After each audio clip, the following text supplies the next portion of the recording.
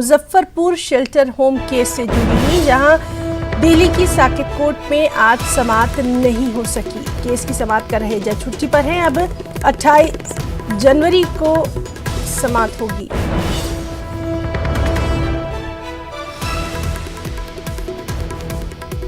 तो नाज़रीन, आपको बताएं कि ब्रजेश ठाकुर समेत 19 कसूरवारों को सजा सुनाई जानी थी, लेकिन आज चूंकि जज जो है वो छुट्टी पर है, इसलिए समाअत नहीं हो पाई।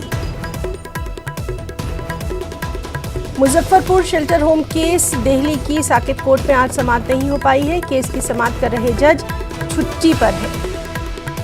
ब्रजेश ठाकुर समेत 19 कसूरवारों को सजा सुनाई जानी थी, लेकिन अब ये समाअत टल गई है,